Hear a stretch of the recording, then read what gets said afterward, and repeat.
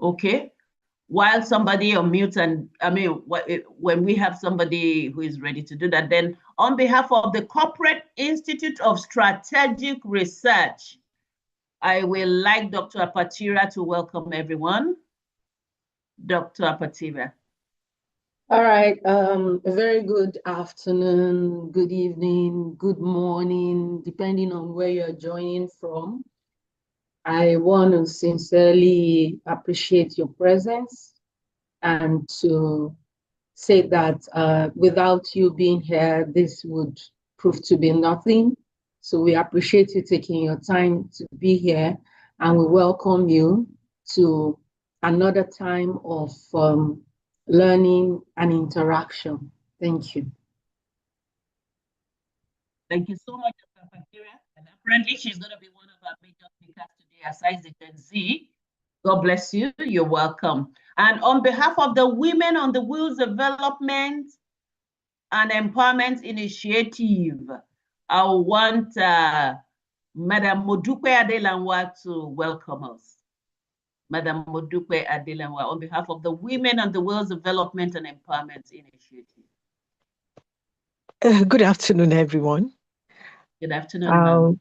On behalf of the Women on the Wheels, I welcome everybody to this very important meeting. And we pray that everything goes well. In Jesus' name, we are all with you.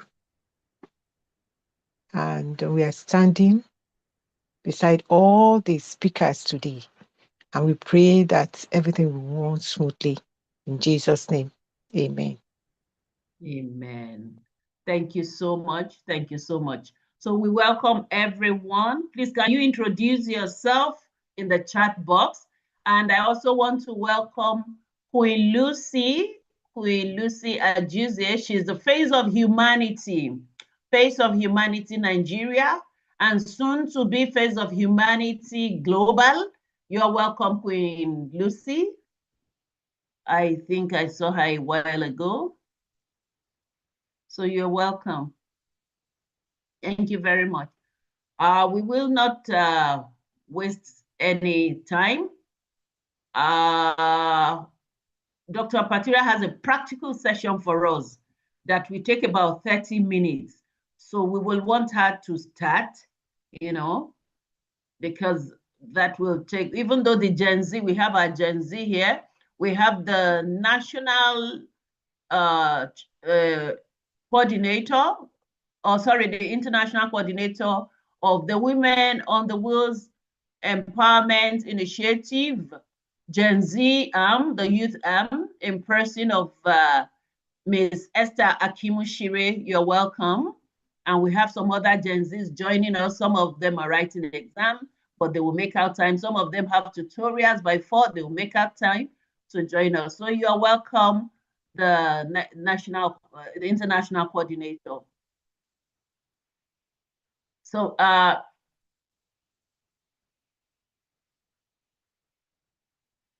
sorry. Okay, somebody is saying that they are not seeing the slides or something. Let's see. Sorry. Okay, so we will want Dr. Apatira to start. I'll be hearing her. Okay, good. Dr. Apatira, please, can you just share your slide and start? After which the Gen Zs will take over. Thank you.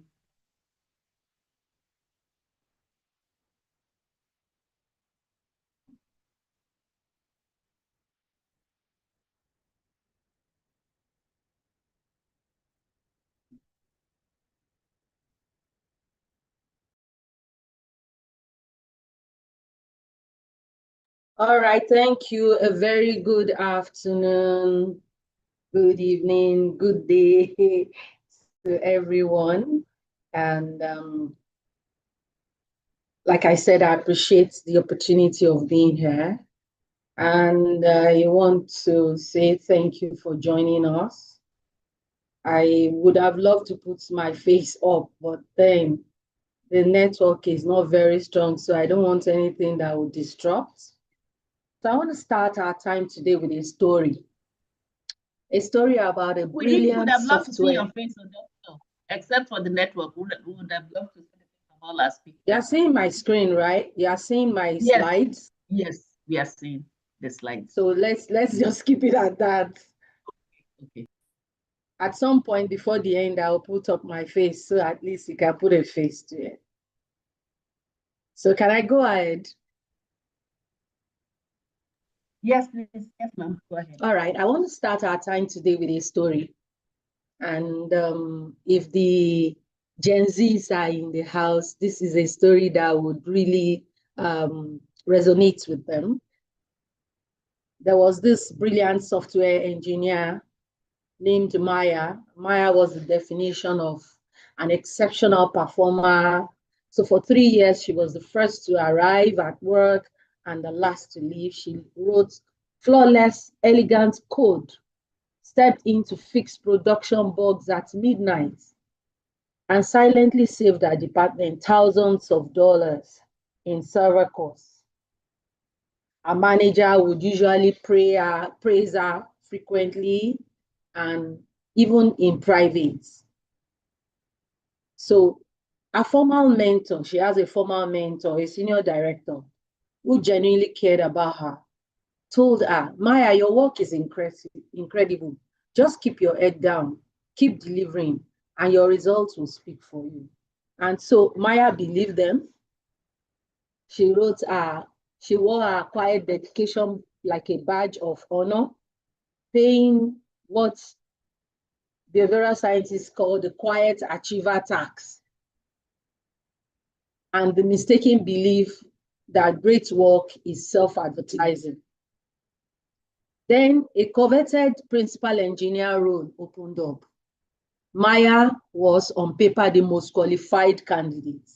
She updated her CV, listing every single technical responsibility she has held, and waited to be noticed.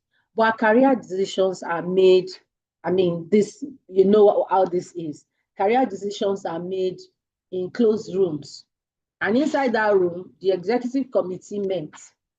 Maya's mentor was there, but as somebody called Emilia Ibarra shows, who was a researcher at INSEAD, and they came to the room to provide advice and developmental feedback, not to spend political capital. So when Maya's name came up, our mentor noted and said, yes, Maya is excellent. She's highly competent. But then the conversation drifted. That was when a senior VP stood up and spoke for another candidate, David. The VP did not just call David competent, he championed him. He said, David led our cross-functional API migration last quarter. He has the strategic vision to scale our platform. I'll personally vouch for his leadership. And so David got the promotion, and Maya was devastated. She had the capability, but she was structurally invisible. Maya's mistake wasn't her performance.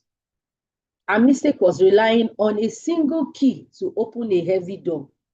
Maya had the key of competence, but she lacked the second key, advocacy. A mentor had told her that she was ready, but only a sponsor had the power to push forward her name. So today we're going to talk about how you stop paying the quiet achiever tax. We are going to explore how you build the dual infrastructure of capability and connection, so you never find yourself locked out of rooms where your future is being decided. You are welcome. So I told that story to lay the foundation. It's somebody must feel or must have been in that space before, like Maya was. Somehow you're good with what you do. So if you've been in that kind of space before, please go to the chat box and just, put a sign there, been there. I've been in that space before, so I can tell you that it sucks.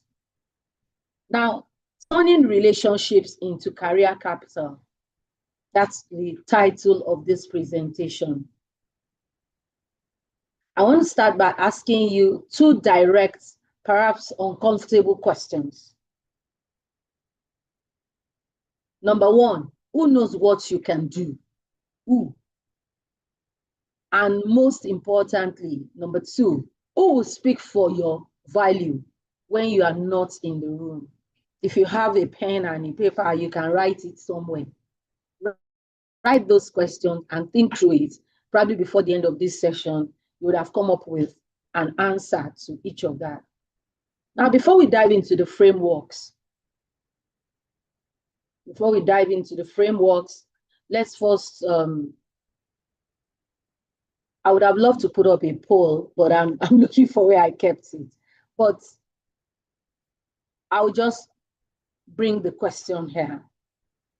What is currently the biggest challenge to your career growth? Like I said, I expect you have your pen and paper. What is the biggest challenge currently to your career growth? You can write it down somewhere. Is it developing your skills? Is it getting visibility? Is it accessing the right people, or finding opportunities, or getting active advocacy? Take a moment to just think about it and just write down what actually is your biggest challenge to your career growth at this time. So let me share our transition for today. We're going to look beyond the traditional comforting myth that career advancement is simply a linear reward for hard work. We are going to map out the actual relationship infrastructure that powers professional growth. So it's a practical class, it's a practical session. So let's dive into it. Right? Let's dive into it quickly. So I hope you've gotten your pen and your paper ready, and you've started taking those notes and providing those answers. Most professionals are highly disciplined when it comes to the left side of what you are seeing on your screen. That's the 2-column comparison card layout. You know, we are focused on education, technical competence, baseline performance. We collect degrees, we collect titles, we complete trainings and deliver on our daily metrics. But the structural reality of organizations is that talent does not automatically translate into opportunity. That's the bitter truth. Progression depends heavily on the right side. Who knows you, who trusts you, and critically, who is prepared to advocate for you when strategic opportunities arise. Now think about this. Have you ever seen someone with less technical experience get a promotion or a high impact project simply because they were more visible or better connected? If you have, I know it's actually a very frustrating experience, but it reveals a fundamental truth. The issue is not whether relationships matter. The issue is whether we are building them with strategic intent. Notice the wordings. Are you building relationships with strategic intent? All right, let's move forward. I've been told I have 30 minutes, so I have to make this work. Now, the career advancement equation you're seeing on your screen. Notice that the sign used there is not plus. It is multiplication. Look closely at the mathematical operations here. They are multiplication signs, not addition signs. In additive formula, if you have a 0 in one area, your hard work in the others can still carry you. But in a multiplication equation, any factor that equals 0 collapses the entire product. So advancement equation is capability times visibility times relationships times opportunity times advocacy. So if anyone happens to be 0, it just drags the whole thing down totally. So you can be a technical genius, a 10 out of 10 in capability, but if your work is completely invisible to decision makers, or if you have 0 advocacy behind closed doors, your overall advancement scores remain 0. Remember, capability establishes your baseline, credibility. Relationships create organizational access, but advocacy accelerates your advancement. So take note of advocacy. It's critical to whatever you get to become or do eventually. So moving forward, you are probably seeing my, so what is this comparative matrix table about that talks about sponsorship, mentorship, and networking? I think I've moved faster than I should. Okay, so on the screen now, you'll be seeing mentorship, sponsorship, that matrix table about sponsorship, mentorship, and networking. Now, we often throw the words mentor, sponsor, networking into the same bucket, treating them as interchangeable. They are actually not. They are not interchangeable at all. Now, let's establish the clear boundaries. Mentorship develops you. Its value is guidance, and it answers the question, how do I improve? Sponsorship advances you. Its value is active advocacy. You're being spoken for. And it answers, how do I get opportunity? Now, networking connects you. Its value is access. And it answers, who should I know? So ask yourself right now, with your pen and your paper, who is currently helping me to develop? Who is currently helping me develop? Who is actively advocating for my placement, my promotion? And who is expanding my access to new networks? If you have 3 mentors but 0 sponsors, you are highly developed but structurally stuck. Right? So moving on to mentorship and how it helps you to see what you cannot see. Now, most often, I'm trying not to speak Yoruba because this saying I wanted to say is a Yoruba saying that says, you only see the back of the head of somebody else. It's somebody else that is seeing the back of your own head. Now let's look deeper at mentorship. A great mentor acts as a mirror. They help you see your blind spots. They help you navigate organizational politics, prepare for your next step. And this relationship is developmental, psychologically safe, and deeply valuable for personal growth. But mentorship has a hard structural limitation.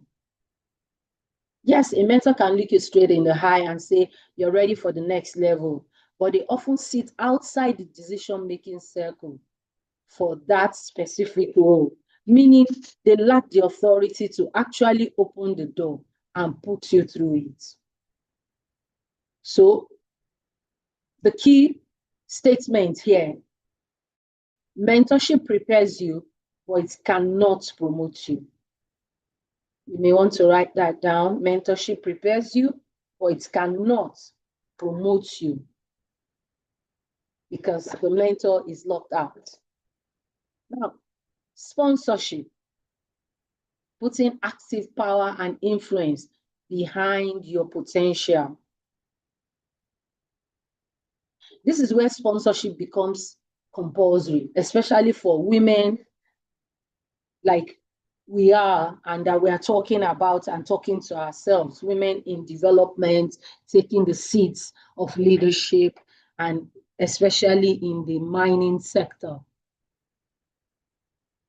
You know, a sponsor is a leader in a position of institutional power who actively uses their political capital to advocate for your advancement. While a mentor says you're ready, a sponsor says, I will put your name forward. According to Gallup, while 40% of employees have a mentor, only 23% have a sponsor.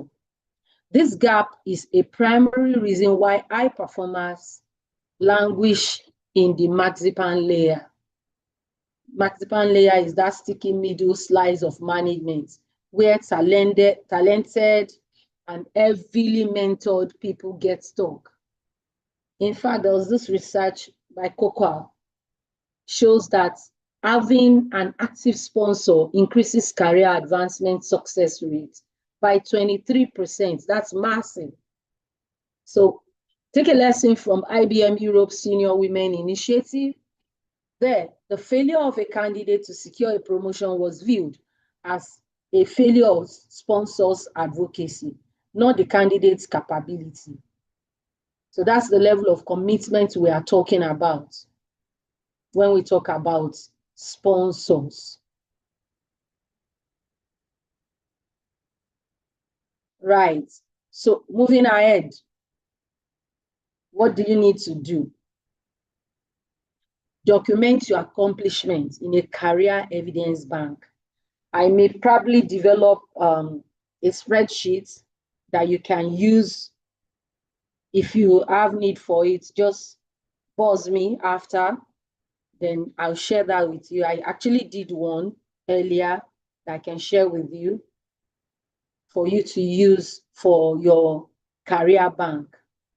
So, like I said, here is the uncomfortable truth. Sponsorship is a high-risk relationship for the sponsor.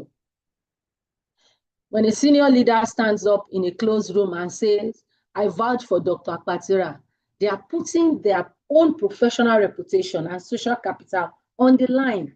So if Dr. Akpatira, fails, their credibility takes a hit. So you must make it easy for your sponsor to champion you. You cannot rely on vague self-promotional behavior. You must construct a career evidence bank.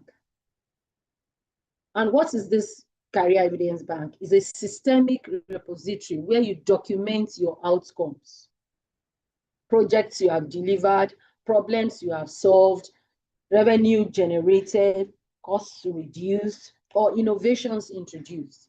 Your sponsor needs objective, undeniable data.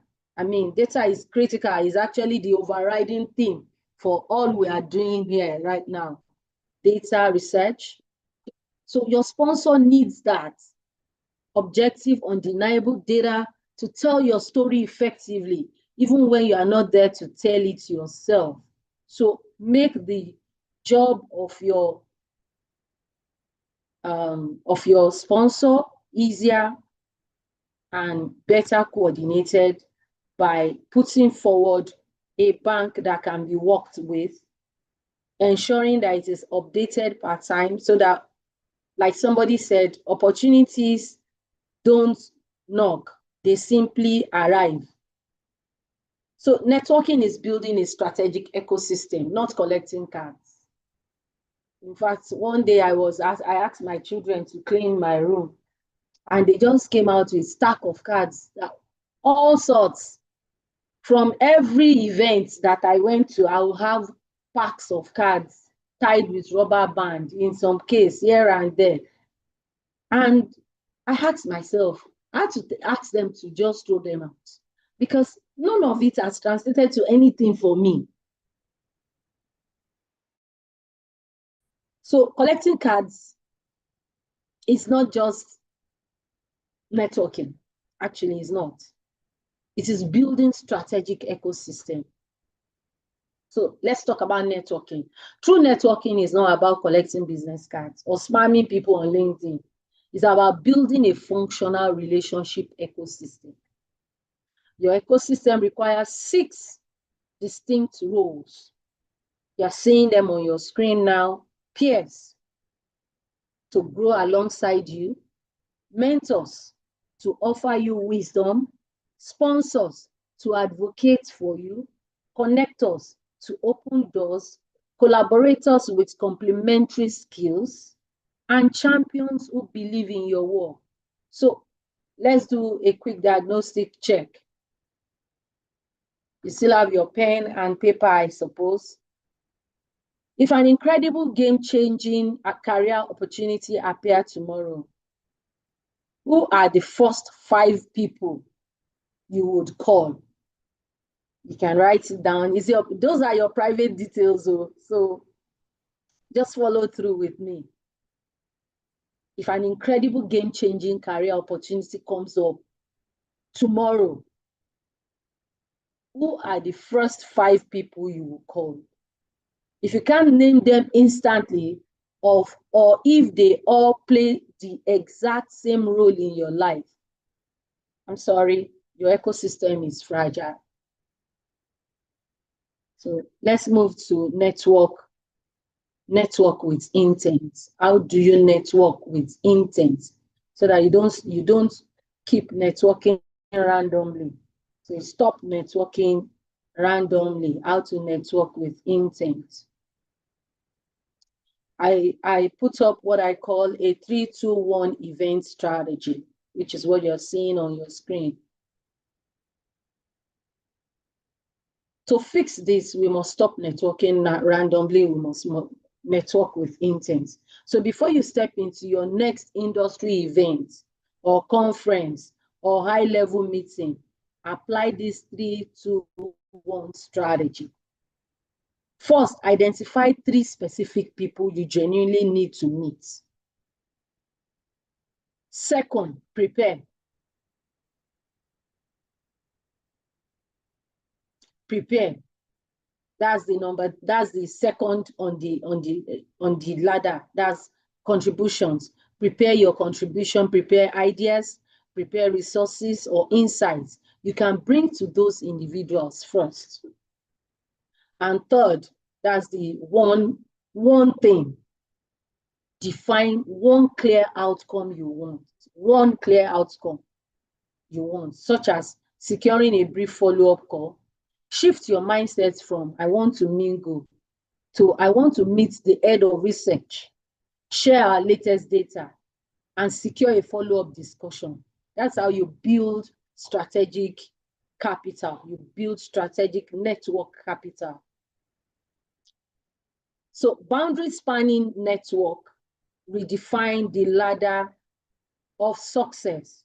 Boundary spanning network. Boundary spanning network. Don't mind me. This strange is turning my tongue. So as you build this ecosystem, remember that the most valuable networks are not insular. True innovation and opportunity happen at the boundary. So your network shouldn't just help you to climb a single corporate ladder. It should help you redesign the ladder entirely. You want to build a boundary spanning network it crosses any boundary, that connects separate silos, research, industry, government, finance, policy, technology. The professionals who act as bridges between these disconnected worlds are the ones who spot opportunities first. Stop asking only, who do I know? Start asking, whose unique data, expertise, or resources do I need to solve this complex problem? Whose unique data, expertise, or resources do I need to solve this complex problem? I'm presenting to you a 90-day roadmap where you do 3 critical things: map, engage, and convert your network. This is the practical work that Dr. Akimushiri was talking about. To turn these concepts into immediate career assets, I'm issuing this, and also I've prepared an handout that I shared with Dr. Akimushiri that she will share with you instead of just the slides, that will help you to navigate all these questions and pointers that I've been talking about. So for the 90 days challenge, day 1 to 30 is where you map, is the mapping phase.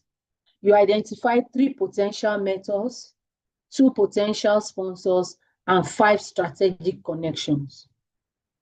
You have 30 days to put that together. The second phase is the engagement phase. From day 31 to 60, initiate 3 meaningful, high-value conversations. 3 meaningful, high-value conversations and 2 strategic introductions.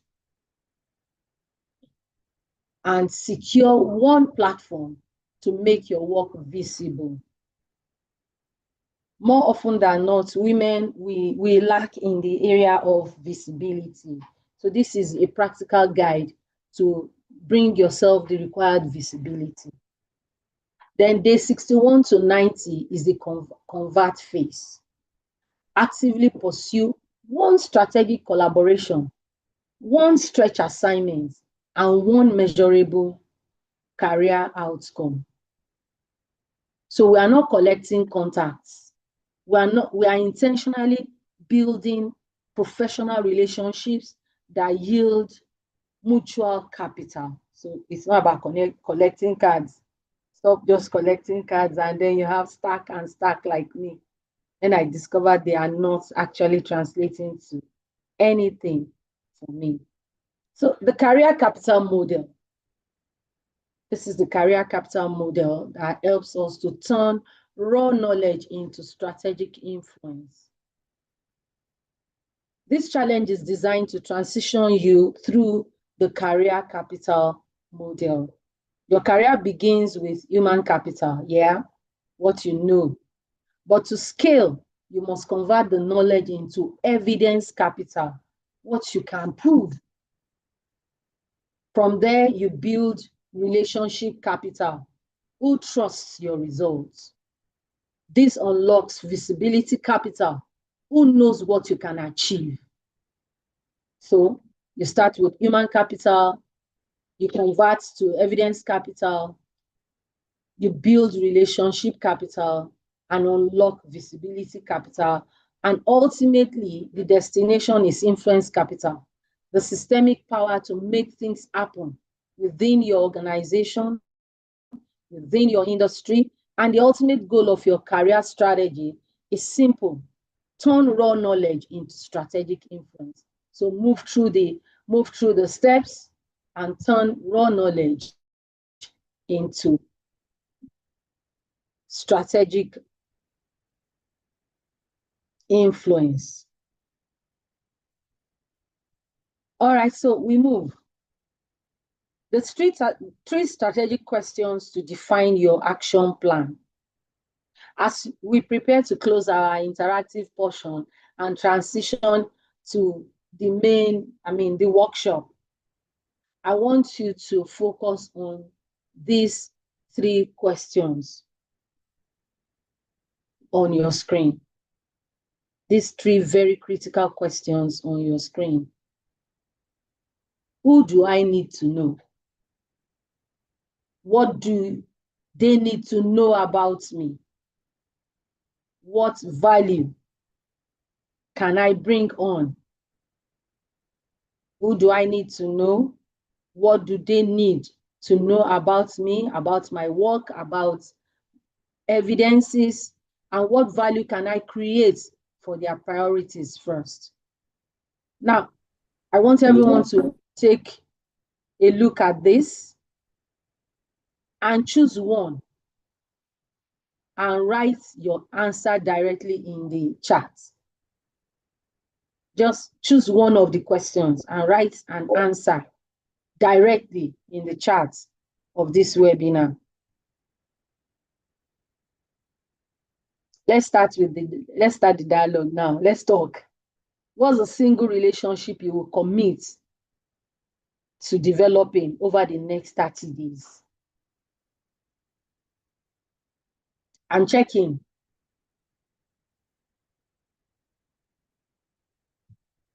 All right. 6 new. Yeah. Good. Who do I need to know? I'm waiting. No one has answered that. Who do I need to know? Okay, what do they need to know about me? And what value do I need to create to bring on board for them? Somebody is saying, donors, thank you very much, Dr. Akimushiri. That's super. You need to know your donors. Okay. All right. While we are going on with that, let me track because time is already running.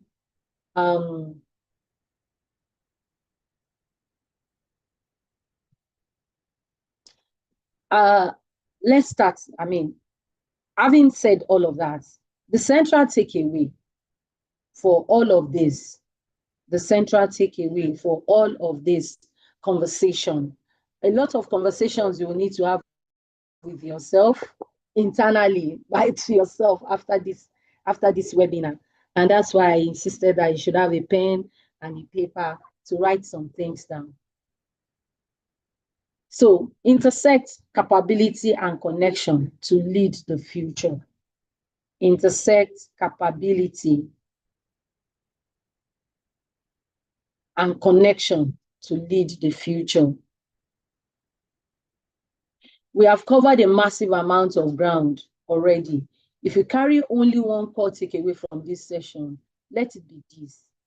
Careers are built at the intersection of capability and connection. You cannot lean on one side and get the required results. Mentorship develops your capability. Sponsorship converts that capability into opportunity. Networking expands your access. Data makes your value visible. Research provides your strategic insights, and innovation creates entirely new possibilities. Do not wait to be noticed. You wait for a long time, really. Build the relationships, collect the evidence, step forward to create the future you want to lead. And definitely, you will come back to say, it really actually worked for me. Thank you. Questions, please.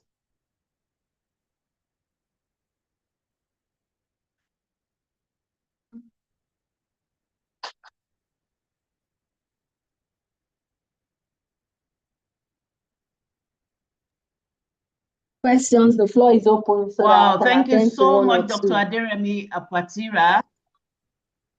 Thank you. You're welcome, ma'am. It's time for us to ask our questions. Questions, raise your digital hands or unmute and ask your question, please. Either raise your digital hand or unmute and ask your question. And just to let us know, in a couple of weeks, Dr. Afatira, yes. The shea butter, she's a shea butter lead in the whole of Africa, and she goes to different countries, marketing and selling shea butter. I think that is coming up in Qatar. Yes, am I right? Have, or UAE? I have is it Dubai next week actually, Qatar. Then in September, Canada. Talking about shea butter. In fact, we're going with about 4 commodities that are local to Nigeria: shea butter, sesame, hibiscus, and ginger. All right, Bella, please go ahead and unmute and your question, please. Hello, can you hear me? Yes, I can hear you. Good evening. Thank you so much, Dr. Aderemi. This was an eye-opening session. My question is around sponsors. So from the assessment I did, I realized that I don't really have as much sponsors as I have mentors. So in seeking out a sponsor and in building visibility, do you just build visibility and wait for someone to see your work and then decide to recommend you, or do you reach out to people and say, oh, this is what I can do, if you have any opportunities, kindly reach out to me? Is that too forward?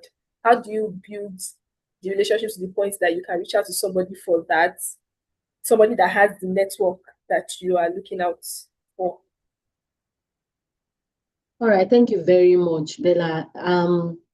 If you follow through when I was talking, one of the things I said is the sponsorship relationship is one of the hardest to build, because when somebody becomes your sponsor, he's not only he's putting his own reputation too on the line. And reputation is one of the most expensive capital in the world. You cannot afford to lose it. You cannot afford to have it dwindle. So for someone to get a sponsor, I recommend that, first of all, you build your evidence bank. I said it in my presentation. Start building your evidence bank, because it is your evidence that you can put as data for your sponsors to use, to be able to beat their chest that you are competent and they are throwing their weight behind you. That is one. That's the first step. The second step is sometimes you have to take certain roles gratis to be able to be in that space where you would get that sponsor. I'll give you an example. About 3 weeks ago, there was this power usage, profitable usage of energy conference that was being championed by ECOWAS, a department in ECOWAS Secretariat, with the rural electrification, then Bank of Industry, Bank of Agri, about powering. And a younger colleague of mine just called me and said, they need a rapporteur for the event. So when they came to me and brought the brief for the rapporteur assignment, I told them that this is heavy. It's work heavy. I would like to come with at least one person from my team that will assist me. And for that, I'll be charging 500,000. And they told me, no, they can't afford 500,000. I know their status, they can afford it. But I look at the kind of people that will be in the room that I want to interface with and secure the next and a 30-minute appointment to, put forward what I do, what I can do, what I've done. So I asked them, what do they have? Okay, even if I'm going to, I'll come alone. My call-out fee is at least 300,000. They told me they can't do more than 250. And I said they should bring it. So I went there. I went there with my purpose outlined. What do I want to bring out of this place? And believe me, I achieved it.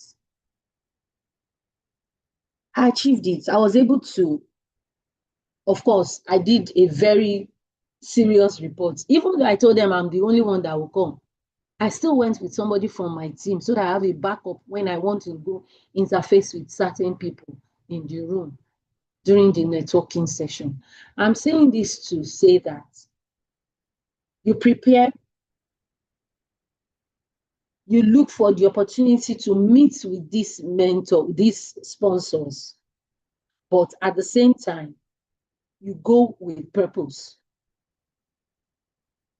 You go with purpose and build their confidence in you to the point that they can vouch for you, whether you are there or not. Does that answer your question? Yes, it does. Thank you so much. You're welcome. Any other questions? Thank you so much, Dr. Aderemi. There's a question in the chat box. Oh, I've not been looking. Lawrence Uselbot saying, how do I how do I create my visibility based on my work and experiences? How do I create my visibility on my work and experience? I had said that I was going to share something with you. It's a spreadsheet. I'll pass it to Dr. Akinshire so that everybody can have it. It's an evidence tracking workbook. Because if you don't have this evidence, you wouldn't know how to structurally put them forward.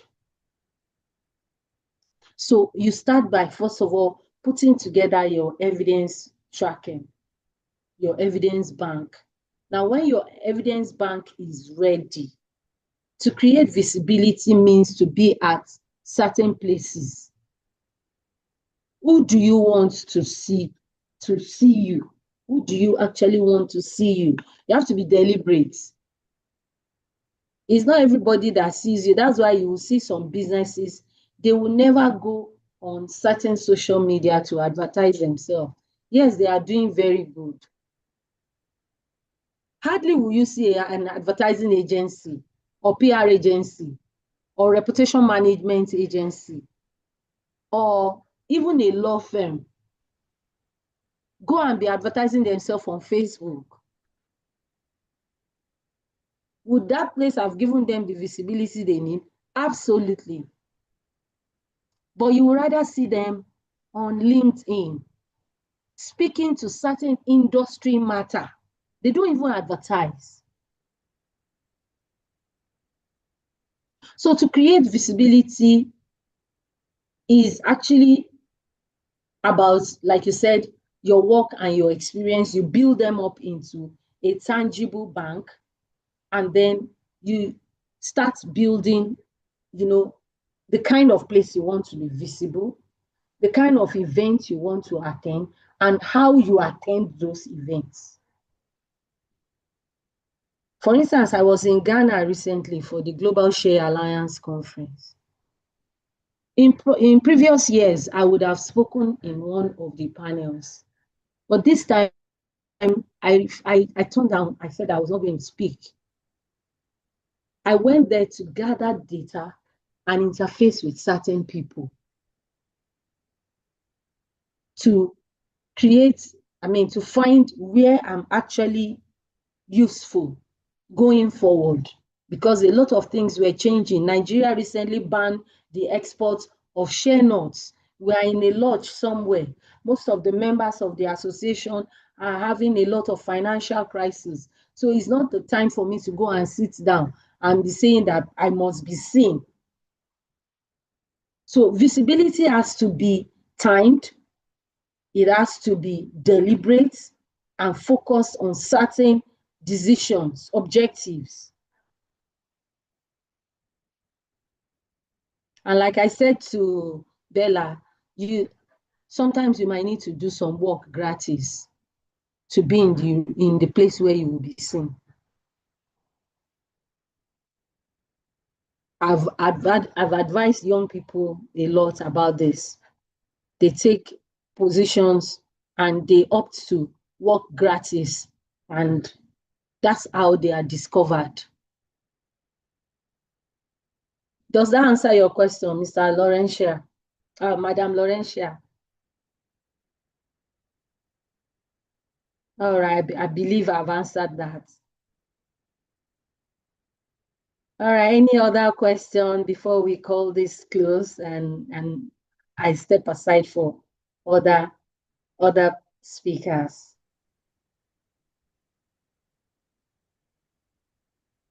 Wow, thank you so much, Dr. Aderemi Apatira. Thank you very much. That was awesome. She has always been a keynote speaker in global events. And she's one of the doctoral researchers of the Nigeria chapter, Corporate Institute of Strategic Research is present in over 50 countries of the world. Now that's a handful. Over 50 countries of the world. And we have chapters in various countries. Nigeria is one of them, and both of us happen to be executives in the Nigeria chapter, and we interact globally. Thank you so much. Thank you very much. Welcome. And like I told you, she has a pet project that takes around the world on the share butter. She has a conference in Canada. As many of us as are interested, if we want to know, she will post the link in the chat box. So if we are interested and we have the means, we can join. Also, Women in Mining Africa is an organization that is present in over 36 countries in Africa. Our focus is on African countries. And if we don't know, I want to remind us now that the world is no longer about oil and gas anymore. It's not just oil and gas anymore. The future of the world economy is in mining, deep energy sector. And that's why we are mobilizing. That's why we are mobilizing strategically, beyond Nigeria, Africa, and globally. And then the Women on the Wheels Development and Empowerment Initiative, the Gen Z arm, the youth arm, is a deliberate mentorship arm. And we have been groomed. They've been working for over 6 to 10 years. We are present in about 10 countries, not only in Africa. We have presence in USA, we have presence in UK, in Sweden, Stockholm, in Ghana, and some other countries. So it's a collaborative exercise. And we have a target. By the grace of God, the women in the trial is working on several projects that should see us doing a lot of policy reforms, a lot of physical projects, and a lot of trainings and informing the informal sector so that we can get prepared and mine all that we need to mine. Right about now, I will be coordinator. She's the chapter coordinator. She is, if you have been attending our webinars, you would have heard about her. She's a first-class material from 100 level. She's a graduate now for doing her NYSC. And for time, I won't be able to read her bio. It's also a deep one. She has represented her school, won lots of scholarships, and I have the pleasure to invite Ms. Esther Akimushire. She will be talking to us on the next topic. Esther Akimushire, thank you very much. 15 minutes, please. Esther Akim, let's welcome her with our digital hands. Let's welcome her. Thank you. Okay. Good evening. Good evening, everyone. Can we all hear me?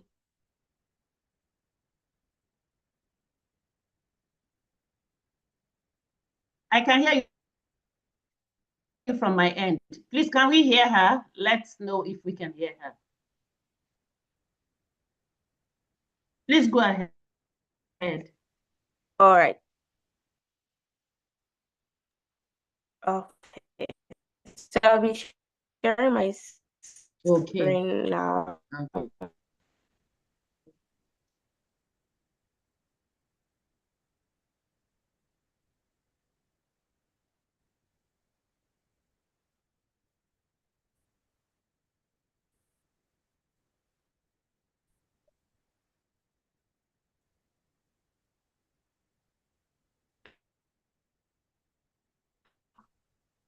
Sorry.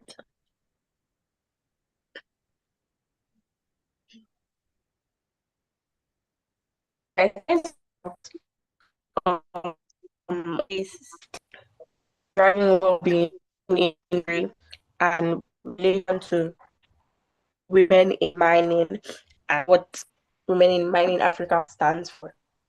So I think it's also talking about gender.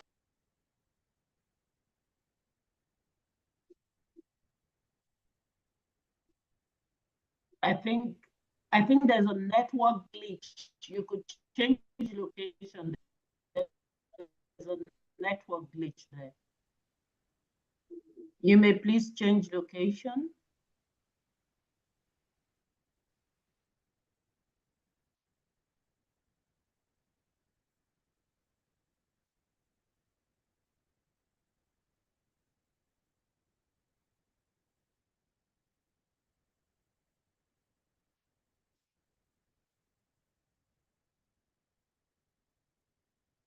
We can't hear you anymore.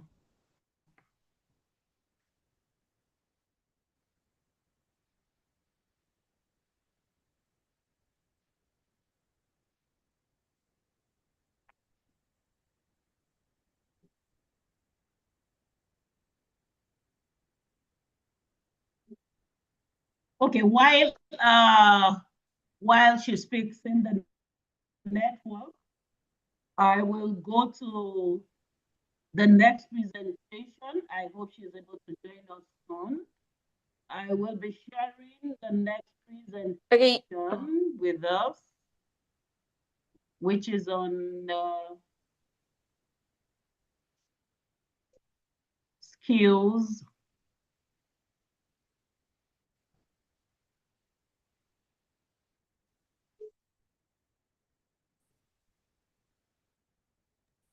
Sorry, can you hear me now? Can you see my screen, please? Please unmute. Yes, we can see your screen. Hello? I can see your screen. Okay, you can see my screen and you can hear me. Yes. Oh, beautiful. So should I go ahead and present? Okay, thank you. So I will be switching to skills for the future. Skills for the future. And when we talk about skills for the future, this was actually the work of one of Gen Zs. We did that together as the mentorship assignment. Social impact advocate, Mofin Foluwadedipe, she's unavoidably absent. So I'm presenting on her behalf. Preparing with the men, chairman, to note. But you see, we focus mainly on women because women have been vulnerable for years, especially in this part of the continent, in Africa. So it's not as if we are being selfish. We program around men, we program around women, we program around youth and around children.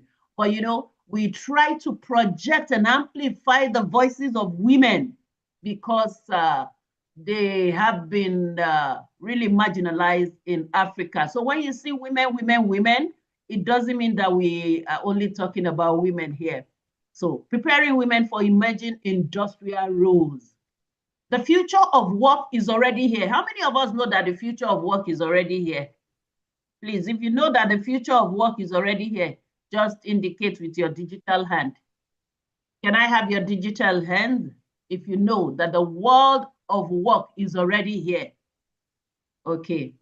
So digitalization, that's where we are going. And this is to tell us the reason why the skills matters. Digitalization, automation, and the green transition, they are reshaping jobs. You know, before now, we would have had to meet in a hall, all of us. There are people from different parts of people from UK, people from Europe, people from US, you know, from Gambia, from Cameroon, you know. Digitalization and automation has made this happen. So African labor markets increasingly require blended technical, digital, cognitive, and social emotional skills. Lifelong learning is becoming a career requirement. and not an optional extra. You know, some people don't. Even if you are 90 years old, I have a man that just went to do another professorship at 75. So it's a lifelong learning now. And that's the more reason we have to bring artisanal miners on board, because if we do not help them to match up to large corporations who they sell to, it's going to be a problem. Now, the future skills framework. We have foundational frameworks, which has to do with literacy, numeracy, digital confidence, technical sector-specific competence. As miners, as traders, you know, some of us here are traders. Some of us trade in gold. Some of us trade in lithium. Some of us trade in ore. Some of us trade in, you know, lots of, you know, mineral resources. So we all need to be literate, numerate, and digitally confident. And the issue of data, AI, automation, cyber awareness cannot be overemphasized. Aside that, there's what we say, when we talk about green, we are talking about climate, we are talking about resource efficiency, environmental management. Those of us that were part of our webinar on Bilali Koto, Dr. Ma, your slides are not, your slide is not showing. No. Your slide is not showing. Oh, my slides are not showing. Yes, ma'am. Yes. Uh-oh. Okay. And I'm seeing it here. Okay, let me try again. Let me try again. Is it showing now? Yes, ma'am. But you can put it on slideshow so that we can see it better. Is it showing, please? Ma, can you hear me? You can put it on slideshow so that we can see it clearly. Okay, yes, I can hear you. Yeah, you can put it on slideshow. Okay, can you see it clearly now? Yeah, this is better. It's on slideshow. Yes, it's yes. On slideshow. Perfect. Perfect. Go ahead, Ma. Okay, okay, okay. Okay, beautiful. So I was talking about green environmental management, and I did ask a question for those of us who were part of the Bilali Koto webinar, where about how many miners died because they were not informed. They didn't know that there was a mining area that had become a grave. And unfortunately, they went there and were all buried alive. So it's important to be informed about what mining does to the environment as well. So intentional mining has to be carried out such that it will not erode the environment. Also, we have the human aspect as the future skills framework. That's communication, teamwork, negotiation, like we're doing now. This is 3 organizations together: Women in Mining Africa, the Women on the Wheels and Development Initiative, Corporate Institute of Strategic Research. You know, all of us communicating, speaking one voice, doing a teamwork. We've been doing this for almost a year, and putting negotiations on the table. You know, what aspect are you handling? What aspect am I handling? All to achieve a common framework that we move mining forward. And then part of the framework is leadership. Leadership, talking about strategies, talking about ethics and decision making. What are the strategies that we want to imbibe? And you know, they are not static. As issues emerge, you heard Dr. Patira say that the government had banned something, you know. So we have to really keep strategizing. As they bring policies, we engage. Oh no, this policy may not work. We have to engage. We don't just accept it like that. If it will, you know, impair or impact negatively on our trade. So the strategies, the ethics, very important. We have to be very innovative and intentional, you know. very, very innovative and intentional in everything that we do. It's commercial thinking. It's not just about the talk. And we must recognize opportunity. She talked a lot about networking. She talked a lot about being prepared. As opportunities show face, you are prepared, you are ready. So that sponsors and networkers, sponsors and donors, and sponsors. So we must really be creative about everything that we do. Then there is what we call digital literacy and data skills. You hear us, we keep talking about digital, because that's where the world is going. If you, our artisanal miners, they must be taught. Maybe during our sensitization meetings, you know, they need to know at least a little about bookkeeping.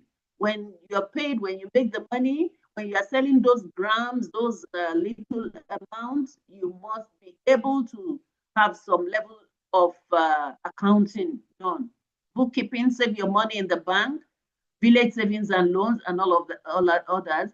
Then dashboard proficiency. And for us researchers, and for us, you know, who are well educated in the sector, the data quality, what's the quality of the data that we get from the field? You know, how do we interpret this data and how do we visualize it? So it's important as we keep collaborating and work, we must present very good data that can be relied upon by various stakeholders. Then digital collaboration and documentation like we are doing, basic statistics and evidence-based decision-making, data ethics, privacy, and responsible use. And we must be able to translate all our data, especially from the research angle, whether in Plateau State, in Nasarawa, in Gambia, in Sierra Leone, in Zimbabwe. We must be able to translate all the data that we get from the field. Like Yvette is not able to join us. She's far away in the field in Cameroon, taking some data. So we must be able to translate our data into business recommendations. By the time she comes back in October, she will tell us. Then AI and automation. That's the emerging capability that every one of us must have. You know, every one of us. There is the 30 days CISR, 29 days CISR. They will even tell you it's not only for the youth, it's for everybody. It's for Gen Z, it's for middle age, it's for old people, it's for everyone. So we understand what AI can help us do and what it cannot do. Why AI may not be able to help us go, you know, to the field, at least we can use technology in mining some of those minerals.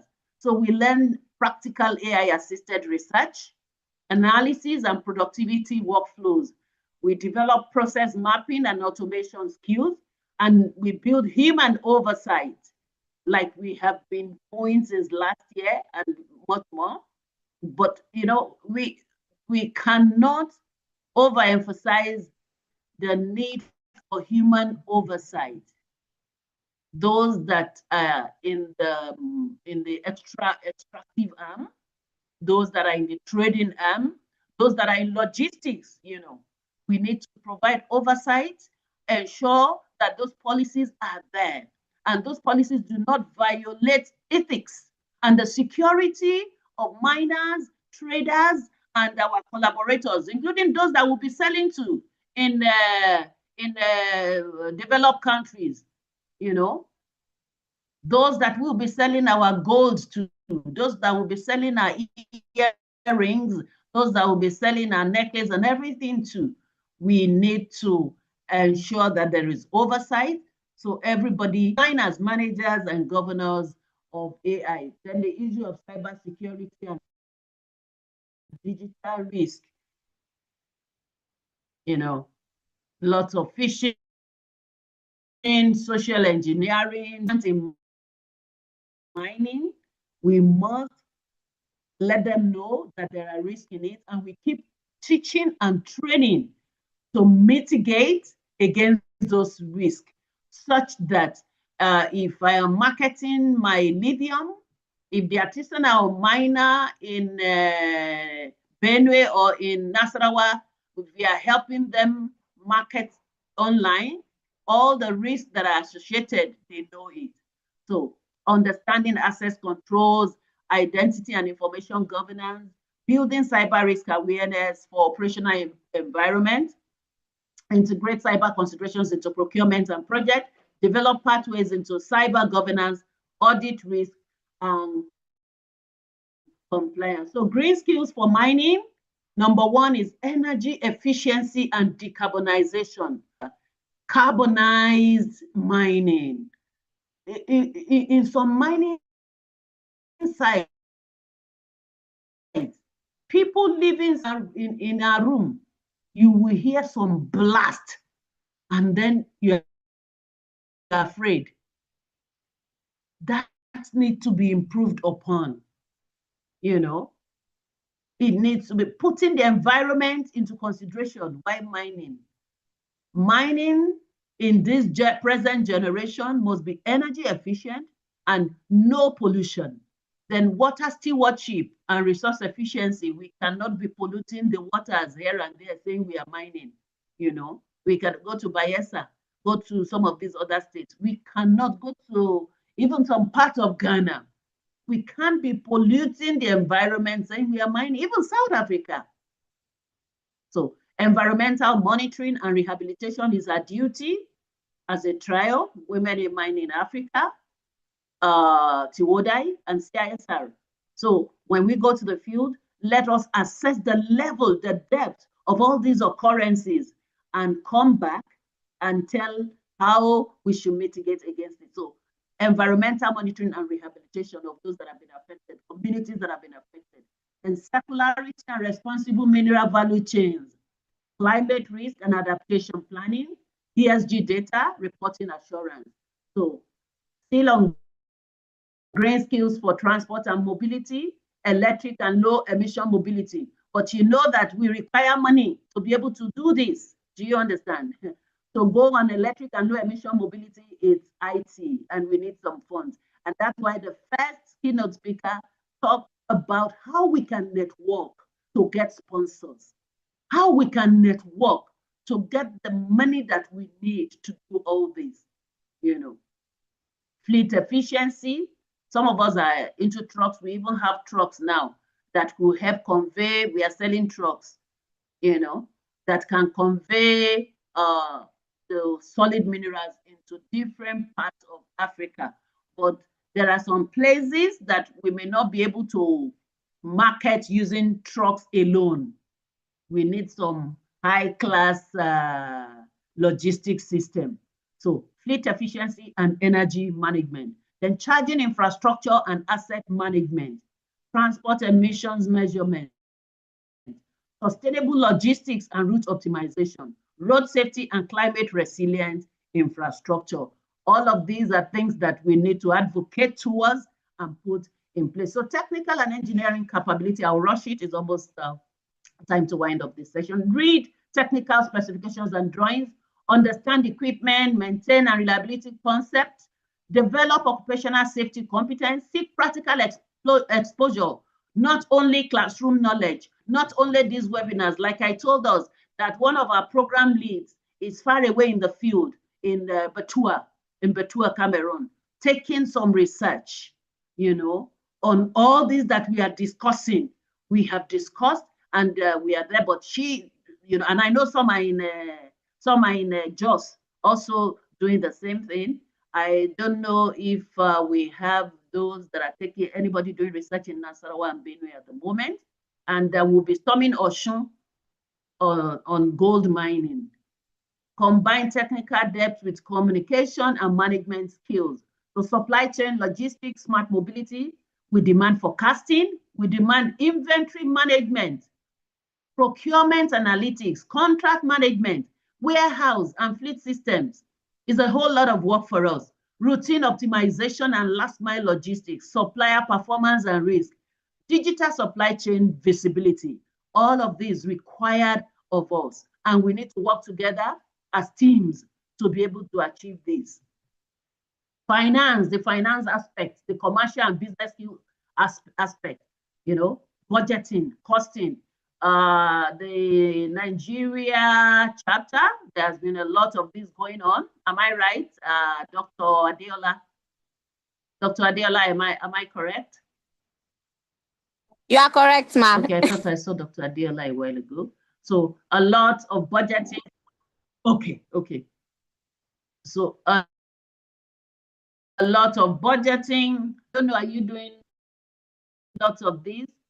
Planning for the year, budgeting, costing, investment appraisal, financial controls and risk management, business cases and project economics, contract and commercial awareness, revenue, productivity, and cost-saving analysis.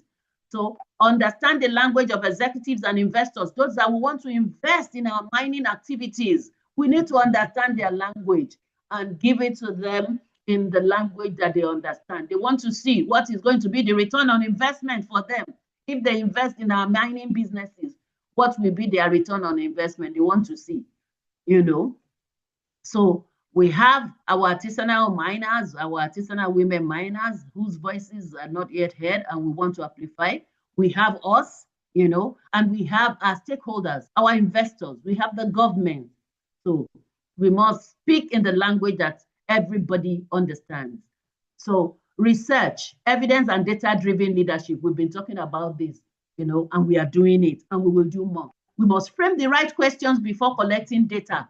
When we go to the field, we must be conscious of the particular community where we are. The questions that will go in Nigeria may not suffice in Ghana, may not work in Liberia, may not work in Zimbabwe, may not work in the Gambia. So we must frame the right questions before we collect our data. Use credible evidence to understand markets and communities in the context of the community and the country, so that we can turn our research into decisions, turn them into policies and investments. We are not doing it just for doing sake. That's what Dr. Patida said. It's for the money, for micro and macroeconomic enlargement. And I know God will help us. So we develop concise executive communication, become a trusted translator between evidence in the field, business, and policy. So communication, negotiation, and influence, human capability, present technical ideas in plain language, negotiate scope, resources, contracts, and expectations, listen actively across technical and community stakeholders. We can't go to the field and speak the grammar that we are speaking here. I hope we know. The grammar we are speaking here is not the grammar that we will speak in the field. It's different, you know. And maybe the grammar that we will speak at our institutional donors office might be different from this. And then the grammar that we will speak in with first ladies, the grammar that we will speak with presidents of nations that want to support us will be slightly different from this. Advocacy languages, when we and then the grammar that we will speak with our investors, the grammar of money, the grammar of returns. So build influence through credibility, consistency, compromise. We must be consistent, and integrity is our watchword. We must be very, very professional, managing every stakeholder professionally. Then leadership and strategic thinking. See the whole system, not only your job, not only your role as a national chapter leader, coordinator, not only your role as a researcher in the field. We must see the entire system. Where are we going? And we've been reiterating that mining is the future of the world economy. Energy is the energy sector is the future of the world economy beyond oil and gas. You know, all this Strait of Hormuz being locked and all of that.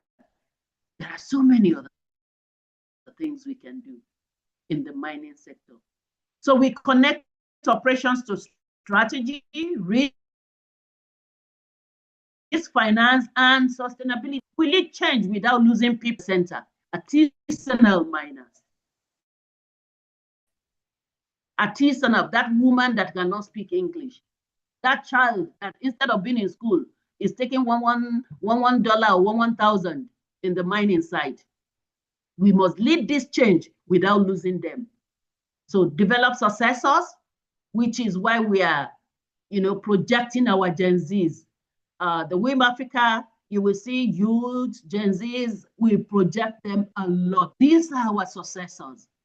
And we must create inclusive teams, youth, women, men, large corporations, okay? So innovation and entrepreneurship, identify recurring industrial problems, test solutions with customers before we scale. Build partnership across technology, across finance, and across commerce and industry. Some of the partners we are talking to now is Chamber of Commerce's,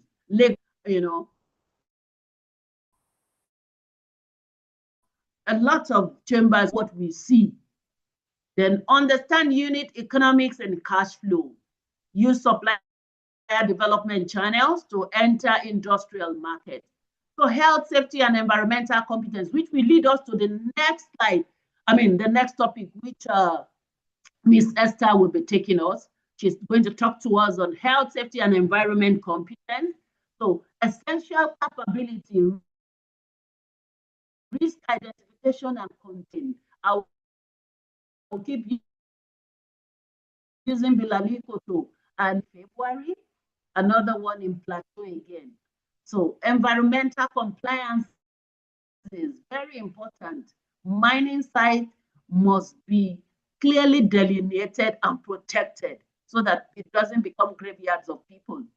Emergency preparedness, as a trial in all our budget, in all our proposals, we must build in emergency preparedness in case anything happens.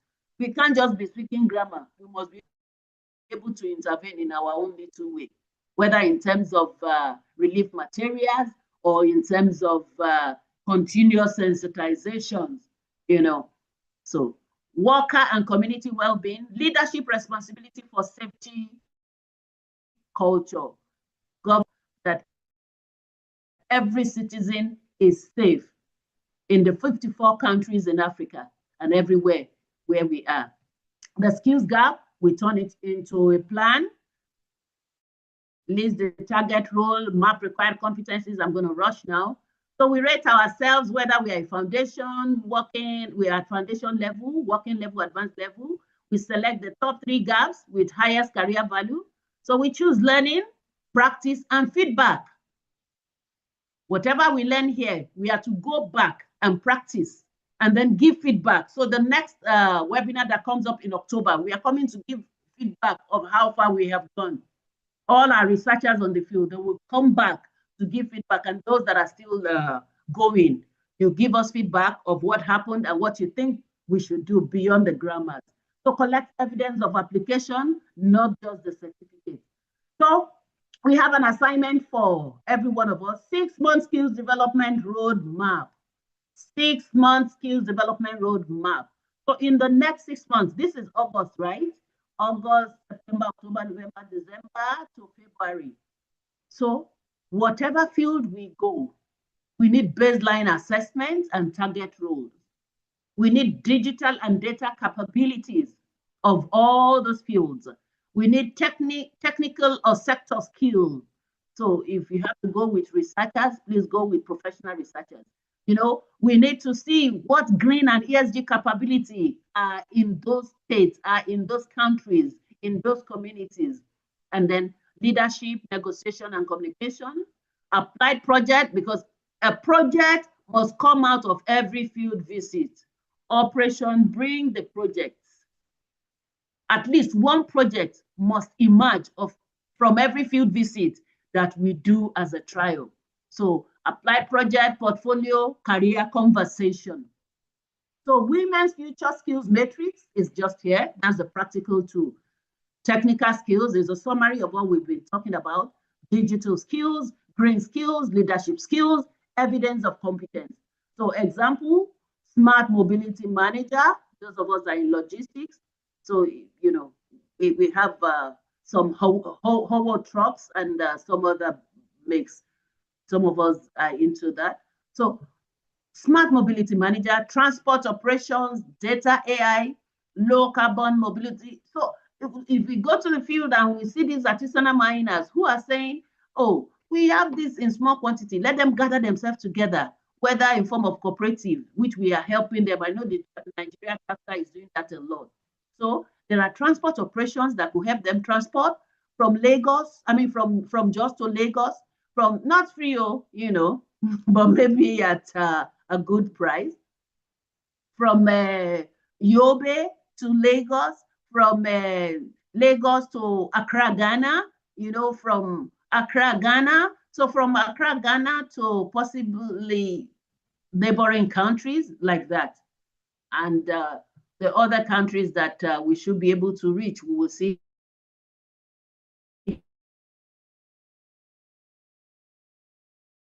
how we can do that. So trust leadership, success, every skill should connect to a real role, a real problem or opportunity. If the skill that we have here as professionals is not connecting to a problem or an opportunity, then we need to look at it. So the leading pathways that work, we have short courses that we are targeting, the conversion models, call to action in closing. Choose one future role as an individual. As an individual present in this webinar, are you going to be an investor? Are you going to be a researcher? Are you going to be part of the transport providers? Are you going to be an advocate to government, to large corporations? Are you going to be a trader? Choose one future role. Then choose 3 skills. Do you want to be a mentor or sponsor? Dr. Apatira talked a lot about that. So, you know, choose, do you want to be a mentor or a sponsor? Then choose one practical project. Commit to 90 days of discipline, learning, and application. The future will reward those who continuously learn. The future will reward those who continuously adapt. And the future will reward those who continuously create value. Thank you very much. Thank you.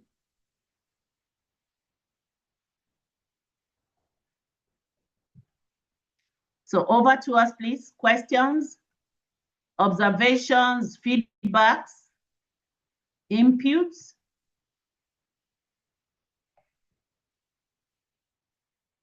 Can we hear me? Can we still hear me?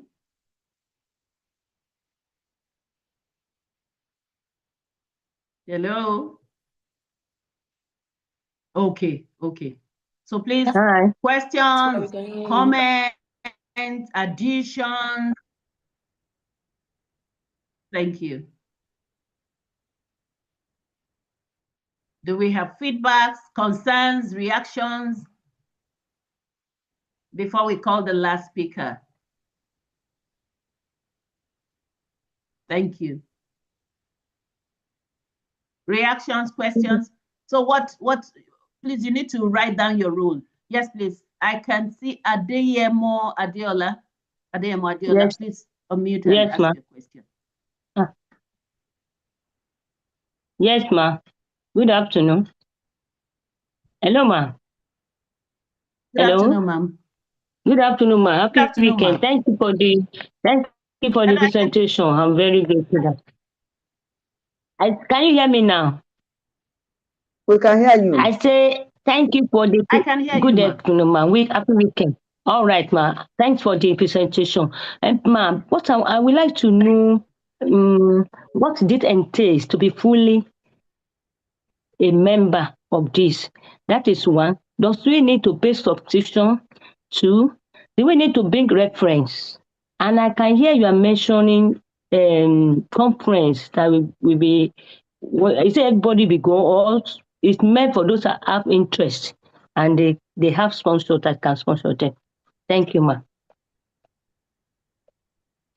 That's my questions. Okay, beautiful, ma, beautiful. In fact, to join us, beautiful. Can you hear me now? I can hear, ma, very well. You just need to give us your name. Your name, please drop your name here, your phone number, and we will add you to our platform. If you are from Nigeria, we will add you to the Nigeria platform. If you are in UK, we will add you to the UK platform. If you are in Gambia, we will add you to Gambia, you understand? So it is your name, your phone number, and email address. Just tell us that you want to join us. And anybody can join us, man. You don't have to be a miner. You understand? You might want to even be a trader. Maybe you want to be trading as well, or you want to volunteer to be helping us train people. It depends on your background, your field. You understand, ma? Even those who are not literate can join us. Everybody Okay, can join us. All right, ma. Thanks so much, ma. God bless you. Thank you, ma. So please help us put your name and your phone number and your email address in the chat box and indicate that you like to join us.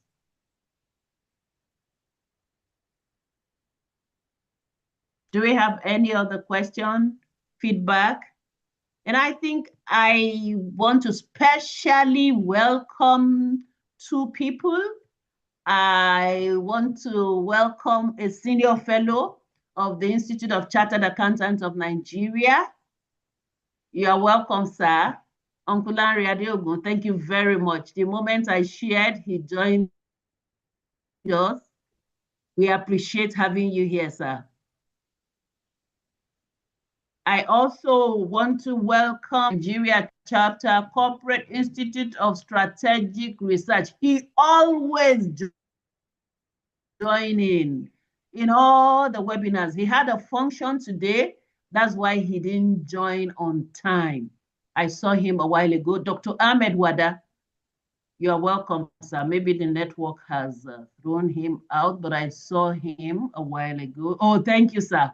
You're welcome, sir. He would have been here. Yes. Sometimes he's here before us. Yes. And he has been a keynote speaker for several, Thank you so much, sir. And just to let you know that we are progressing.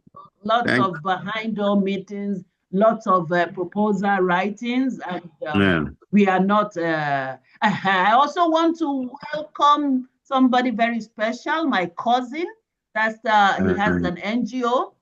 That's Mr. Kola Ashaju. Mr. Kola Ashaju. He has an NGO. Please, CAF NGO, Kola Ashaju Foundation. You're welcome. Please, if you are new and I have not mentioned your name, can you please unmute and tell us who you are? Dr. Adeola Adewale is also here. Dr. Adeola Adewale is the coordinator of the Women in WiM-Africa Nigeria chapter. And I saw somebody from the Gambia. Has he left? I saw somebody from the Gambia. Are you still in from the Gambia? There is a lot of mining activities going on in Gambia. Maybe he left already. And Dr. Elizabeth Mbaho, our able mama. Madam Modupe Adelangwa, very committed mama on health and safety.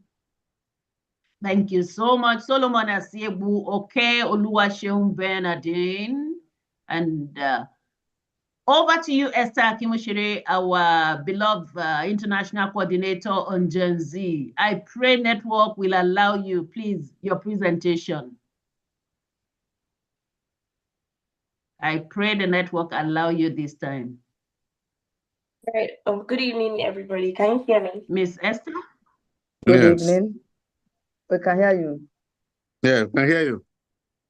Okay. All right. So, good evening, everybody. My name is Akimushiri Esther, and I would be giving a brief presentation on workplace safety, and particularly in relation to the mining industry, gender responsive policies, and protecting artisanal women miners. All right. So, the reality of women in artisanal mining and artisanal small-scale mining is that, while we're making progress with the advent of, NGOs such as Women in WiM-Africa and people who have sought to, break structural barriers for women, we still have severe structural barriers that they face. And as much as we have made progress, we still have a lot more to do. And in, improving the reality of women in artisanal scale mining. Right. So the statistics is that about 40 to 50% of women are in the workforce of artisanal and small scale mining. So they make up about 50%, almost half of the workforce, right? And despite that, we see that women still face disproportionate hazards with health, with their safety, and with economic risk. So despite forming nearly half of the artisanal mining workforce globally and heavily across Africa, women face disproportionate occupational health, safety, and economic risk. So not just with the barriers of even the barriers upon entry into the mining field and barriers upon entry into leadership positions. So we see that while women, are now making waves in the mining community and in the mining sector, we do see that there is a decline, or there's not as much yet in the leadership space. So, artisanal miners still take up the more informal, sectors. And while that is progress, we are still working to make policies and make opportunities available that women are also in the leadership spaces. They're also in the rooms where, the decisions are being made, and they are not marginalized to certain positions and, treated unequally. So we understand that their contribution is vital and they deserve protection. They deserve to be mitigated against certain risks, and they deserve the same amount of care and opportunities that the average man would get. All right, so some of the key safety challenges are occupational hazards. We understand that, the mining industry, particularly the hands-on part, is, risky, dangerous, they're exposed to certain chemicals, severe mercury and chemical exposure. But we also understand that, for some reason, or in some cases, women also are largely more susceptible to these kind of threats and these kind of hazards because, there are a lack of female fitted PPE. So the protective equipment that these miners wear to protect them from some of these harmful substances, harmful chemicals, and these exposures are largely unavailable for women.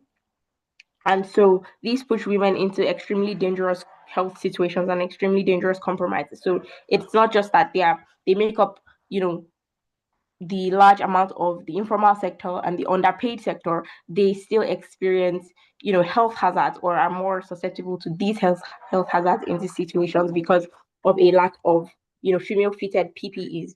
Another thing is what we call systemic vulnerabilities. And we see that there are alarming rates of gender-based violence. Now, gender-based violence is something that women face disproportionately in workspaces, and both in the informal and formal sector. And so because of these systems that are created, both in corporate spaces and now in the mining industries, women find themselves at risk of sexual harassment, sexual harm, gender-based violence, and we see that there are alarming rates of that. So one, in a situation where, okay, these women are placed in, they are underpaid, they are underspoken for, they are underfunded, they have, limits to financial inclusion with loans and things like that. The system is made in such a way that it's harder for them. Generally, as a woman, the topic of sexual harassment is, quite a lot, and the systems that we live in, unfortunately, in the world, and particularly in Africa, right, does not make it easy for women to either speak out, and even when they speak out, get justice, right? A lot of sexual harassment cases are declined and don't even leave the grassroots level because they shut it down, or the women are often asked to take it in or just not escalate because of how it would look for them. And when they do finally speak out, right, it is a lot to get justice in terms of actually proving the case of sexual harassment, and also because of the systems that we live in. So that is another systemic vulnerability that women face, and particularly women in mining, artisanal and small scale miners. And also, we see inadequate sanitation and maternal care at remote mining sites. So a lot of these women have children, and we understand that women are the primary caregivers in our society and in the world at large. And so because there are no provisions for maternal care, or even a way for them to offload that work of being the primary care holders, a lot of them do bring their children to these mining sites, which are unsafe for adults, not to talk of children.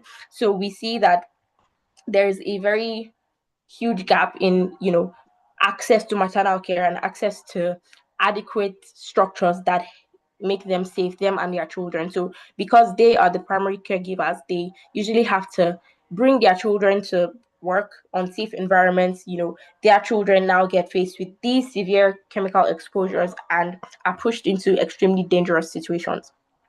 And so inadequate sanitation too, because of the systems and the roles that they play, these children and their mothers are placed in, very sometimes degrading situations when it comes to mining and, physical mining sites, and the sanitation and the structures that are supposed to be in place to make sure that, okay, their health and their safety is a priority are unfortunately not there.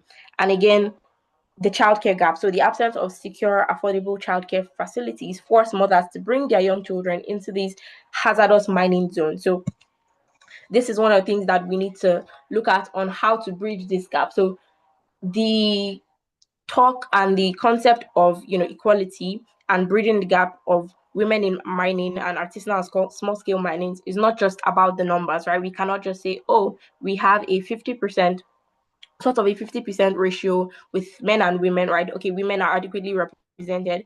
Representation is not just about numbers, but it's also about how they are being treated, like what, the structures that are being put in place to accommodate them, right? The systems that they are fighting against to reach that level of equity. So we're not just looking at the numbers, we're looking at the conditions that they are being placed at, and we're looking at, the jobs that they are being given. So when we talk about women in mining in general and women in artisanal and small scale mining, we're not just saying, oh yeah, put women in mining so we can have it statistically that, yeah, women are sort of 50-50, representation with men and we have equality or equity, but we're talking about what are the conditions, what are the jobs that they are being given, right? Are they able to transition from informal roles to more formal job roles? Are they able to transition to leadership roles? Are they able to sit in rooms, right, that their fellow men can with the same level of expertise? And is there accessibility for them when it comes to childcare, right? Is there secure, affordable childcare facilities? So if they were inherently to be in these sectors that they need to be there physically, what are the ways that we can prevent, children from also being in these hazardous mining zones? So that's something that we should look at when we talk about inclusivity. So inclusivity is not just about numbers, or it's not just about, oh, we can now say that we are gender neutral when it comes to representation, but that we are advocating for policies that address the specific realities of women, right? So women in the workforce, particularly the mining workforce, would look very different from maybe men in the workforce, like we said, specifically when it comes to childcare, right? So most times men do not have to, sort of reason when it comes to the primary biological care or primary care of children, right? So a man can easily as well go to work and understand that, okay, in the case that the primary care of the child does fall to the woman, and in the case that the woman also is in such a situation like the mining sector, what do we do to advocate for policies that address these specific needs, right? So it's not just about saying, okay, women have an equal play into getting into the mining industry, right? So there are some biological, social, and economic forces or structures that, affect the ease of access to these systems or to these doors. So we must strongly advocate for policies that address these specific needs of women in the workforce. And then, standard safety protocols oftentimes ignore vital pre and postnatal needs, right? Because safety protocols, a lot of times, are the standard and the default is built around, or has been built around men because they've been primarily in the workforce, and when it comes to the mining sector specifically, these standards, these systems have been built around them and their needs. But now that we are looking to, see more women in that field, both from the ground root to the highest point, we need to look at the things that we haven't been looking at when it comes to women and their biological needs, when it comes to, women prenatal and postnatal needs, when it comes to women and childcare and them having to take care of children. right? So safety frameworks, for example, appropriate PPE, mandating and actively subsidizing personal protective equipment designed specifically for women's bodies. So we do have to advocate for, PPEs for women's bodies, actively subsidizing those PPEs so that the women in these sectors do have access to that, and then establishing definitive safe spaces when it comes to anti-gender based violence protocols, establishing safe spaces in the workspace, clear codes of conduct, and accessible zero retaliation reporting mechanisms for gender-based violence. And what that means is that so that they know that, okay, they could speak out and they could be 100% honest without fear of retaliation, without fear of the systems, without fear of, losing their jobs, losing their means of livelihood. And so these protocols and these policies are inclusive so that in the case of violence or sexual violence, physical violence against women, they know that there are no retaliation or there's no fear of losing their job. There's no fear of the systems that are there to harm them and not help them. And so eradicating child labor, we have to support, women-led cooperatives to fund and build on-site or near-site childcare so that these women don't have to take their children to hazardous mining sites, and they can trust that, yes, there are, maybe near-site childcare facilities that they could, drop their children at and understand and be sure that they are safe and they are being taken care of. And then specialized training, which means delivering targeted capacity building on safe chemical handling, modern equipment usage, and essential leadership skills. So we're not just putting them at the forefront of these mining sites and leaving them to fend for themselves, right? We're giving them enough training. We're giving them specialized training. We are giving them, training on chemical handling, safe chemical handling, how to use these PPEs, modern equipment usage, and leadership skills, and even soft skills that they need to survive and thrive in the mining environment. All right. So actionable policy goals would include legislative reform. So, for example, updating national mining laws to integrate gender-specific occupational health and safety hazards. So, actually including gender-specific health hazards, for example, for protection for pregnant women, right? Postnatal protection, for example, and severe penalization for workplace abuse. So if there's a system that we know that would hold people accountable for workplace abuse, right, it gives that those policies help to protect women and protect actually both men and women in the long run. And then securing formal land rights and legitimate mining licenses for women, moving them from unregulated hazardous scavenging into secure, legal, and thoroughly protected operations. So when it comes to the mining systems, right, there's a lot of, probably illegal sites and unregulated activities, and these would put them at more harm when it comes to, maybe lack of PPEs when it comes to illegitimate mining sites or even illegitimate mining licenses. So going through the actual, legal and structural routes and securing formal rights and legitimate mining protects everyone in the long run, so that we have regulated frameworks that, that the mining system or industry operates on, and protected operations that ensure that people are mining, legally, they are mining with the right equipment and protection, and they're mining in a regulated way. And so safety from violence and hazardous conditions is not a privilege. It is a fundamental condition for dignified work and true environment, right? As much as we are honing for equality in the workspace and in the mining industry, right? There are certain things that are supposed to be preconditions or precursors to these things that we are working towards. And so advocating for inclusive policies, inclusive gender policies, and inclusive policies for women helps these women transition into the workspace, particularly the mining workspace, with ease and security, and knowing that, yes, we are truly advocating for not just equality, but equity of condition and access and their well-being in general.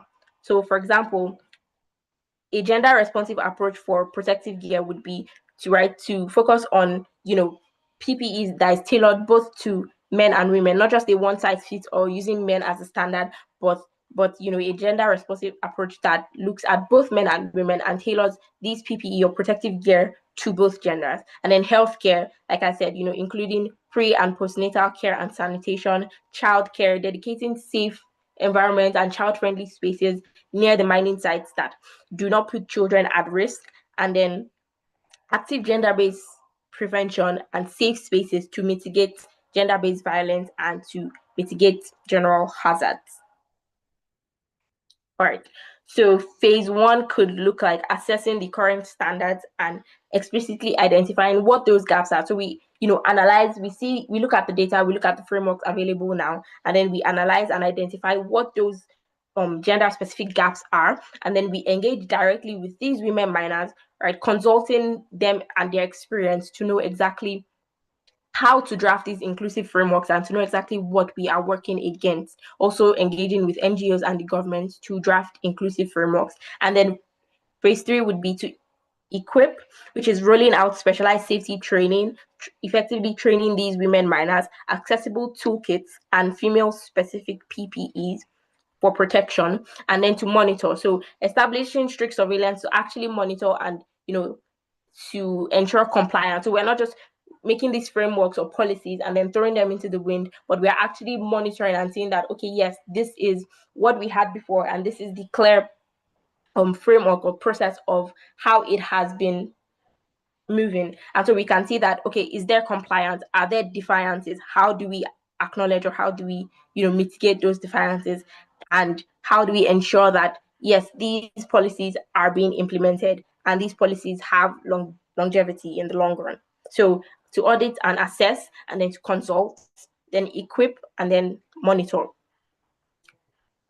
All right. So for the summary is that we are, working together to formalize, protect, and permanently uplift women in the mining sector. We are not just looking at the numbers of women in the mining sector or artisanal and small-scale mining. We are looking at the quality of their, of the workforce when it comes to women. We are looking at the, their needs and how it has been unmet in the past, and how we can create inclusive policies and the frameworks to actually meet those needs and gender-specific needs. So we're looking to empower women, we're looking to transform them and transform their experience in the mining industries, not just using them as statistics and numbers to fund equity or equality, but actually, actually involving them and involving their experiences and making sure that their experiences and their needs are at the forefront of equality. Thank you. Wow, wow, wow, wow, wow. Thank you so much to our International Gen Z Sector Coordinator. Thank you very much, as always. That was quite articulate. And she really, really was intentional about the presentation. Not just statistics. We have done it.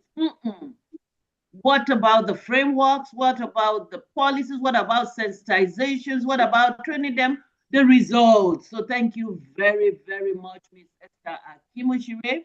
As always, we appreciate you. Over to you, people. Sorry for the first time. We are going beyond 5 p.m., but in the next few minutes, we'll be done. Please, is network. So questions, concerns, based on her presentation, please. Questions, concerns, additions, reactions. Please, you can unmute and talk, or just raise your digital hand, anyone. We will be winding up very soon. So please unmute, ask any question. No question is foolish, please. Or make any reaction, addition, please. Or if there is a suggestion, if you want to encourage us in certain areas regarding her presentation.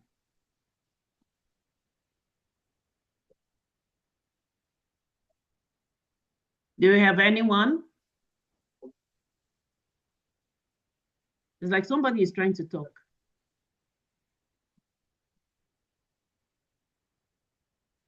Madam Elizabeth, Dr. Elizabeth Mbaho. Yes.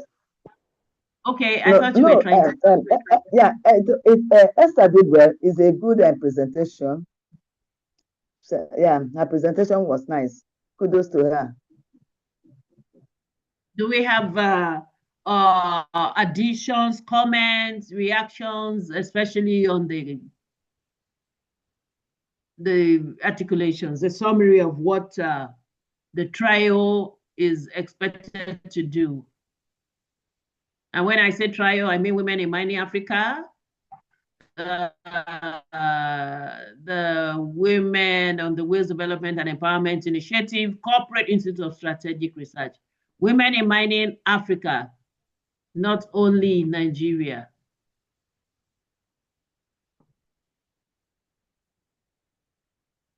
Okay? Okay. So if there is no reaction or question or addition, I would like to say thank you so much. So this is a webinar that occurs every 2 months. Every 2 months we come together and we'll look at, based on emerging issues and based on our goals as a trial, what has been going on, you know, and next steps. There are projects. I know WiM-Africa is already writing proposal. I know Women on the Wheels also writing proposal. I know maybe Nigeria chapter 2 of WiM-Africa writing proposal, CISR 2, so that various webinars will be transformed into projects. And I know God will help us. We also are advocating for more stakeholders. If you're a professional in any area, you know, you can join us. And for those that want to join us, I know Dr. Adeola is already taking your names and your phone numbers. So thank you so much. Thank you so much, sir. And I see Mommy Fola Aderemi. Thank you so much, ma. She works with the University of Ibadan, the premier university in Nigeria. Thank you very much, ma. Thank you so much. We are glad to have you. And we believe you'll be able to help us even reach out to students in University of Ibadan and some other lecturers or doctors who will be of help, especially when we need to go to the field. I also see okay, Jennifer Balajobi. Jennifer Balajobi, thank you, ma'am. Thank you so much. Thank you very much for joining us. So on behalf of the Executive Director of WiM-Africa, I would like Dr. Adeola to give a vote of thanks. And on behalf of the Corporate Institute of Strategic Research, I would like our able chairman, Dr. Ahmed Wada, to give a vote of thanks. Thank you. Oh, thank you so much. That was a beautiful one, well-researched and amazing presentation from every speaker. So on behalf of the Executive Director, Dr. Comfort Asokoro Ogaji, I would like to appreciate everyone for being here today, the organizers of this event, the TWODEI chapter, the CISR, the CamerooN chapter, the Bertoua chapter. Thank you everyone for putting this together.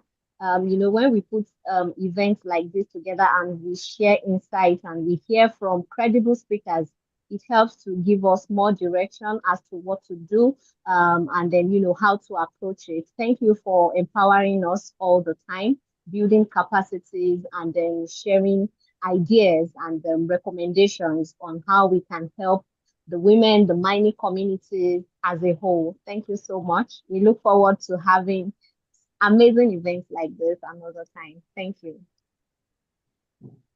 Thank you. Yes, sir.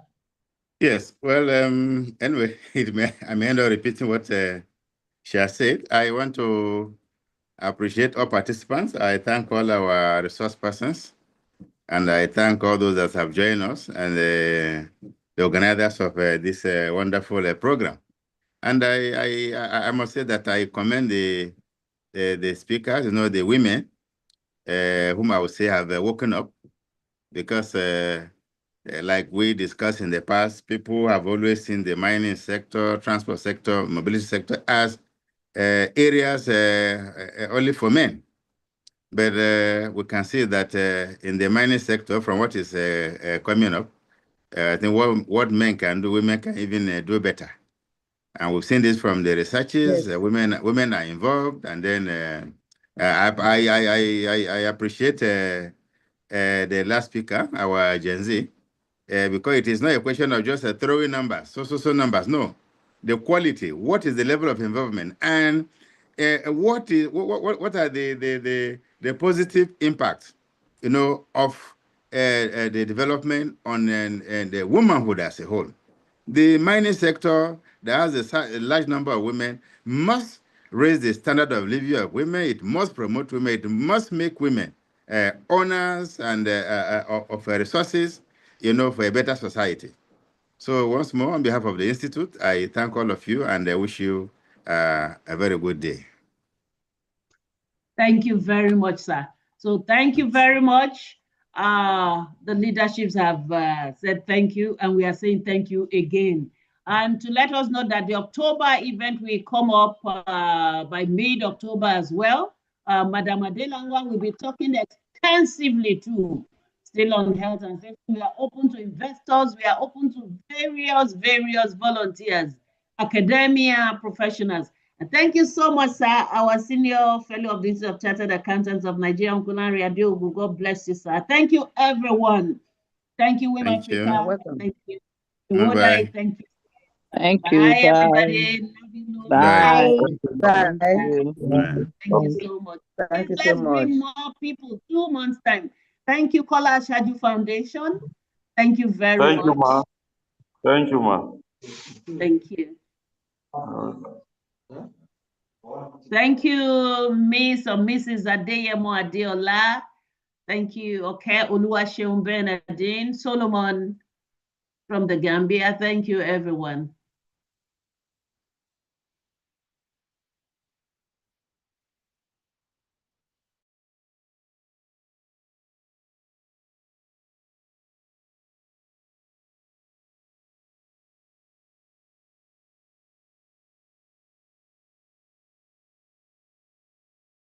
Oh, okay. I see somebody from Rema Care.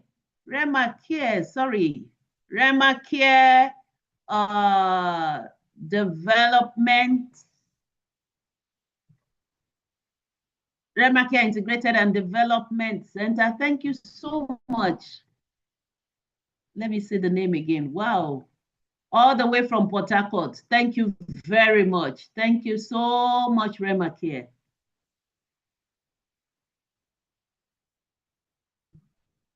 Bella Ojoka, thank you very much for your active participation. Thank you. Volunteering for portfolio development and reviews. Oh, beautiful. Please, can I have your number?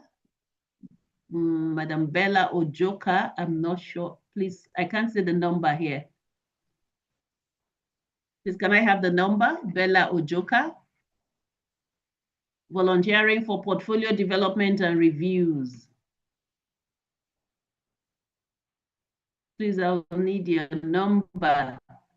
I have the other. I just dropped thank you. Thank you so much. Thank you. Thank you. Thank you. Okay. 3094 6436.